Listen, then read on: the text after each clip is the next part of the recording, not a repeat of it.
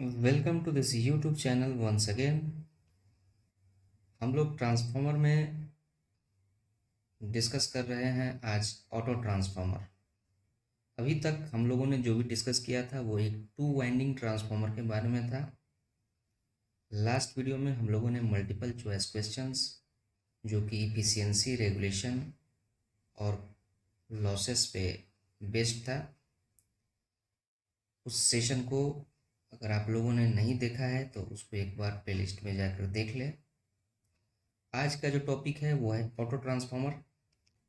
Auto transformer एक बहुत ही special transformer है और ये बहुत ज़्यादा यूज होता है इंडस्ट्रियल पर्पस में और लैब्स में वेरिएबल वोल्टेज सप्लाई की जहाँ ज़्यादा ज़रूरत होती है। 0 to 230 वोल्ट के बीच में अगर हमको बहुत सारा वेरिएबल सप्लाई चाहिए, बहुत सारा रेंज, इसका वाइड रेंज में अगर चाहिए टेस्टिंग पर्पस के लिए, तो वहाँ हम ऑटो ट्रांसफार्मर का यूज करते हैं। तो ऑटो ट्रांसफार्मर का इंट्रोडक्शन हम देखते हैं कि ऑटो ट्रांसफार्मर क्या होता है। तो ऑटो ट्रांसफार्मर क्या है? एक सिंगल वाइंडिंग ट्रांसफार्मर होता है। इसमें एक ही वाइंडिंग होती है और इस वाइंडिंग में दो पार्ट होते हैं। एक पार्ट जो है वाइंडिंग का क्या होता है, वो सप्लाई लेता है वोल्टेज इनपुट से। इनपुट सप्लाई लेता है वो एक वोल्टेज लेवल पे, और जो दूसरा वाइंडिंग होता है वो लोड के क्रॉस कनेक्ट होता है। तो इसमें जो दोनों वाइंडिंग होती है सिंगल वाइंडिंग ट्रांसफार्मर में, इसमें जो दो पार्ट होता है वाइंडिंग का, उसमें एक पार्ट में हम वोल्टेज सप्लाई करते हैं और दूसरे पार्ट को हम लोड के क्रॉस कनेक्ट करते हैं। इस तरह से हमको दूसरे एंड पे लोड वोल्टेज मिलता है। और ये जो दोनों पार्ट है वाइंडिंग का, ये क्या होता है, इसमें इलेक्ट्रिकल कनेक्शन होता है, या कह सकते हैं कि दोनों वाइंडिंग के बीच में, दोनों पार्ट ऑफ वाइंडिंग के बीच में क्या होता है, इलेक्ट्रिकल कंटिन्यूटी होता है। यानी हम एक ही वाइंडिंग को दो वाइंडिंग की तरह यूज करते हैं। जिस प्रकार टू वाइंडिंग ट्रांसफार्मर में प्राइमरी और सेकेंडरी होता है, और प्राइमरी में हम इनपुट सप्लाई देते हैं तो सेकेंडरी में हमारा क्या होता है, लोड के क्रॉस वोल्टेज मिलता है। इसी प्रकार ऑटो ट्रांसफार्मर में वाइंडिंग तो एक ही होती है, लेकिन इसमें जो है एक ही वाइंडिंग के एक पार्ट में हम वोल्टेज देते हैं और दूसरे पार्ट में हम लोड कनेक्ट करते हैं। फर्क सिर्फ इतना है टू वाइंडिंग ट्रांसफार्मर और सिंगल वाइंडिंग ट्रांसफार्मर में, कि टू वाइंडिंग ट्रांसफार्मर में दोनों वाइंडिंग के बीच में कोई भी इलेक्ट्रिकल कनेक्शन नहीं होता है।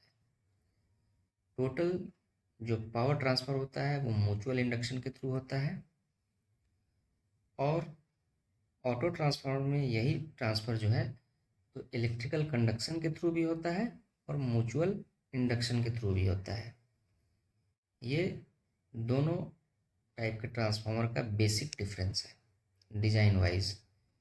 दूसरा, इसमें इलेक्ट्रिकल कनेक्शन होता है, इसलिए ये इलेक्ट्रिकली जो है पावर को ट्रांसफ़र करता है। इससे क्या होता है कि जो ऑटो ट्रांसफार्मर की जो केवीए रेटिंग है वो टू वाइंडिंग ट्रांसफार्मर के केवीए रेटिंग से अधिक हो जाती है। इसको हम देखेंगे आगे के वीडियोस में कि किस प्रकार जो है केवीए रेटिंग जो है ऑटो ट्रांसफार्मर की इंक्रीज कर जाती है। थर्ड पॉइंट है कि ऑटो ट्रांसफार्मर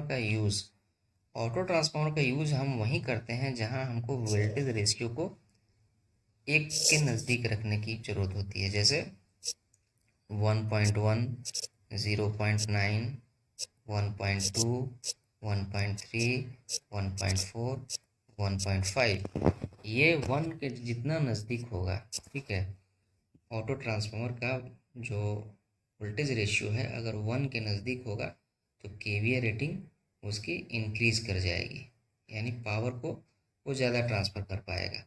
तो इसका यूज़ जो है हम वहीं करते हैं जहां हमको वोल्टेज रेशियो को एक के क्लोज रखने की ज़रूरत होती है। जैसे interconnection of two different high voltages, यानी कि अगर हमारा ट्रांसमिशन लाइन में कहीं ऐसा वोल्टेज है जो हाई वोल्टेज है, उसको एक दूसरे से हमको इंटरकनेक्ट करना है, यानी पावर ट्रांसफ़र करना है। और वो वोल्टेज जो है एक दूसरे के काफ़ी नज़दीक है, बहुत ज़्यादा डिफरेंस नहीं है, तो वहाँ पे हम एक ऑटो ट्रांसफार्मर का यूज करके वो दोनों वोल्टेजेस को हम इंटरकनेक्ट करते हैं।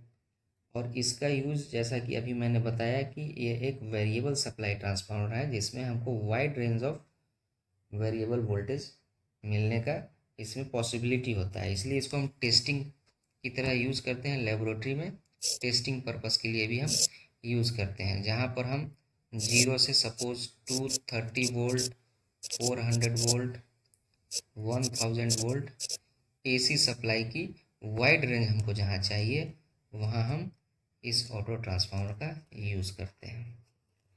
अब इसको हम डायग्राम से समझते हैं कि ऑटो ट्रांसफार्मर एक कैसे सिंगल वाइंडिंग ट्रांसफार्मर है। देखिए, ये ए और बी के बीच में क्या है, एक वाइंडिंग है, ये सिंगल वाइंडिंग है। अब इसको हमने क्या किया, दो पार्ट में डिवाइड कर दिया है। एक जो ए बी के क्रॉस है, वहाँ हमने क्या वोल्टेज दिया है, वी एच। ये इनपुट सप्लाई वोल्टेज हो गया ऑटो ट्रांसफार्मर का। वी एच का मतलब हो गया हाई वोल्टेज साइड। और इसी ए बी के बीच में हमने ये पॉइंट सी से एक टैपिंग निकाल लिया, तो हमारा क्या बन गया, वाइंडिंग का दूसरा पार्ट बी सी।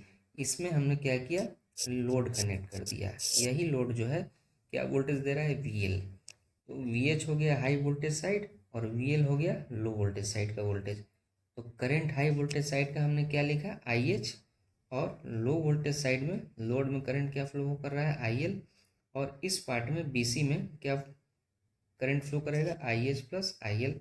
क्योंकि इस पॉइंट पे जब हम क्रिस्चॉफ्स करंट लॉ अप्लाई करेंगे, तो ये करंट हमारा I H plus I L आएगा। तो ये एक ऑटो ट्रांसफार्मर है जिसमें कि वी एच जो है हमारा वी एल से बड़ा है। तो आउटपुट में चूंकि हमारा वोल्टेज लो है और इनपुट में वोल्टेज हाई है, तो हमारा लोड में क्या मिलेगा, वोल्टेज घट के मिलेगा।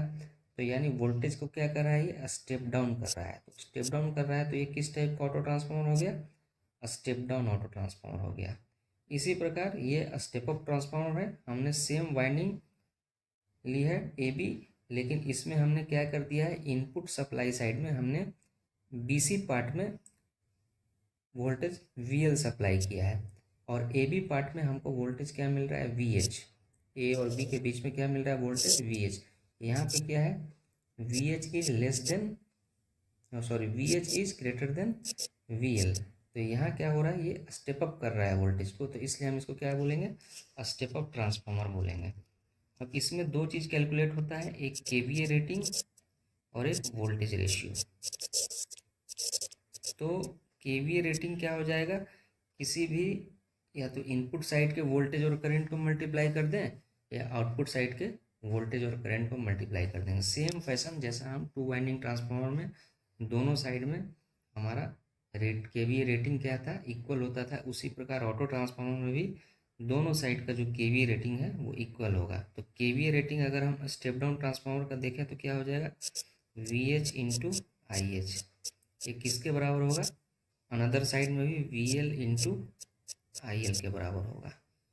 और वोल्टेज रेशियो क्या होगा, high voltage upon low voltage, V H upon V L. ये हो गया वोल्टेज रेशियो। इसी प्रकार स्टेप अप ट्रांसफार्मर में भी क्या हो जाएगा, इसी प्रकार केवी रेटिंग और वोल्टेज रेशियो निकाला जाएगा। तो ये जो है बेसिक ऑटो ट्रांसफार्मर का इंट्रोडक्शन पार्ट आज हमने लिया। नेक्स्ट वीडियो में हम एक टू वाइंडिंग ट्रांसफार्मर को किस प्रकार ऑटो ट्रांसफार्मर में कन्वर्ट करते हैं और केवीए रेटिंग और वोल्टेज रेशियो को किस प्रकार कैलकुलेट करते हैं, और इस ऑटो ट्रांसफार्मर में कितनी सारी पॉसिबिलिटीज़ होती हैं कनेक्शन की, इसको भी हम लोग देखेंगे। तो इस वीडियो में इतना ही, मिलते हैं नेक्स्ट वीडियो में हम ऑटो ट्रांसफार्मर के आगे के पार्ट को जानने के लिए। Thank you.